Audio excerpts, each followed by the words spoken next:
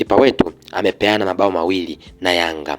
Ni maneno ya kocha Robert Matano, ambapo kocha mkuu wa klabu ya Fountain Gate Robert Matano kutokea Kenya anasema kipa wake John Noble kutoka Nigeria amepeana mabao mawili kwa Yanga.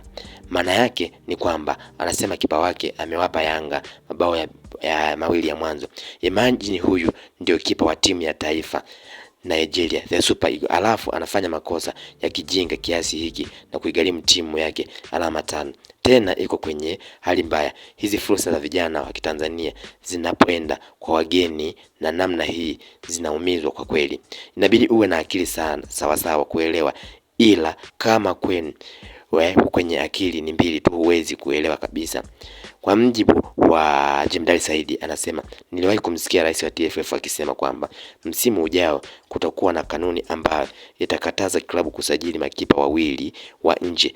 Mimi msimamo wangu kusiwe na makipa kutoka nje kabisa, aliweza kuzungumza Jemdari Saidi baada ya mchezo kumalizika baina ya klabu ya Fountain Gate na klabu ya Yanga, ambapo klabu ya Yanga iliweza kuibuka kwa ushindi wa goli 4-0, ambapo katika magoli hayo manne, magoli ya mwanzo yaliweza kufanya makosa na kipa huyu anajulikana kwa jina la John Noble, ambaye aliweza kufanya makosa ambayo kipa yote hawezi kufanya makosa hayo. Kwa mjibu wa kocha wake Robert Matano anasema, imagine wewe ndio kipa wa timu ya taifa ya Nigeria, the Super Eagles, alafu anafanya makosa ya kijinga kiasi hiki na kuigharimu timu yake alama 3, tena iko kwenye hali mbaya, huku akiwa anadai kwamba anashangaa kipa wa level zake kufanya makosa ya ajabu kama yale.